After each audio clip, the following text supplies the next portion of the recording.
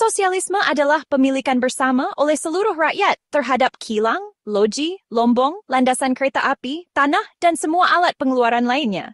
Sosialisme bermaksud pengeluaran untuk memenuhi keperluan manusia, bukan seperti dalam kapitalisme untuk penjualan dan keuntungan.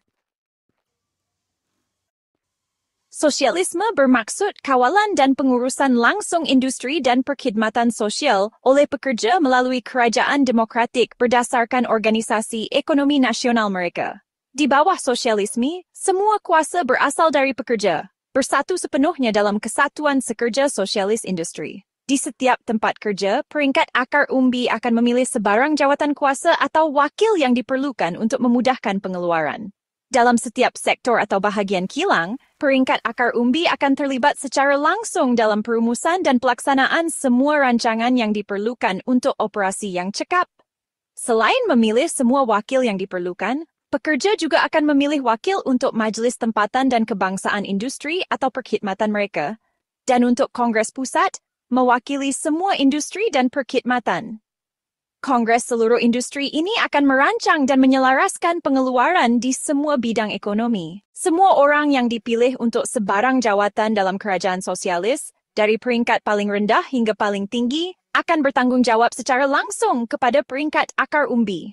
Mereka boleh dipecat pada bila-bila masa jika majoriti daripada mereka yang memilih mereka memutuskan bahawa ia perlu. Sistem sebegini akan memungkinkan demokrasi dan kebebasan yang sepenuhnya. Ia akan menjadi masyarakat yang berdasarkan kebebasan yang paling asas, kebebasan ekonomi. Bagi individu, sosialisme bermaksud berakhirnya ketidakamanan ekonomi dan eksploitasi. Ia bermaksud bahawa pekerja tidak lagi menjadi komoditi yang dibeli dan dijual di pasaran buruh dan terpaksa bekerja sebagai pelengkap alat milik orang lain.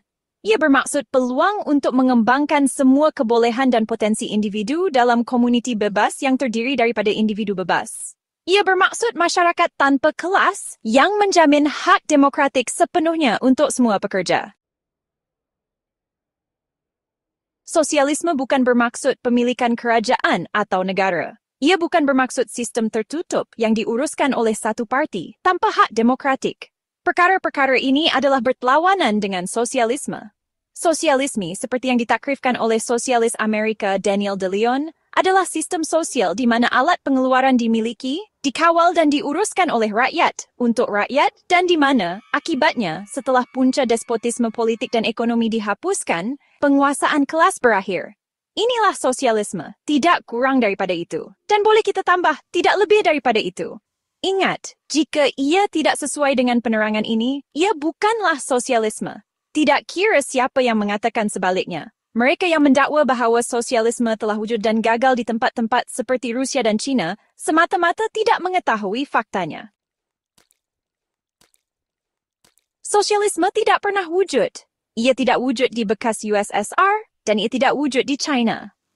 Sosialisme akan menjadi masyarakat di mana perkara yang kita perlukan untuk hidup, bekerja dan mengawal kehidupan kita sendiri, industri, perkhidmatan dan sumber asli adalah milik bersama seluruh rakyat, dan di mana organisasi demokratik rakyat dalam industri dan perkhidmatan adalah kerajaan. Sosialisme bermaksud bahawa kerajaan rakyat, oleh rakyat, dan untuk rakyat menjadi kenyataan. Untuk memenangi perjuangan untuk kebebasan sosialis, usaha besar dalam kerja organisasi dan pendidikan diperlukan. Perlu membina sebuah parti politik sosialisme untuk mencabar kuasa kelas kapitalis dalam bidang politik dan mendidik majoriti pekerja tentang keperluan sosialisme. Perlu membina organisasi kesatuan sekerja sosialis untuk menyatukan semua pekerja menjadi satu kuasa industri yang sedar kelas dan menyediakan mereka untuk mengambil, memegang dan mengendalikan alat pengeluaran. Anda diperlukan dalam barisan sosialis yang berjuang untuk dunia yang lebih baik, untuk mengakhiri kemiskinan, rasisme, seksisme, bencana alam sekitar, dan mengelakkan ancaman perang nuklear yang dahsyat. Ketahui lebih lanjut tentang program dan kerja Parti Buruh Sosialis, Socialist Labour Party, dan Perikatan Sosialis Perdagangan dan Buruh, Socialist Trade Labour Alliance, dan sertai kami untuk membantu menjadikan janji sosialisme menjadi kenyataan. Suka dan langgan. Cari Perikatan Sosialis Perdagangan dan Buruh di Facebook.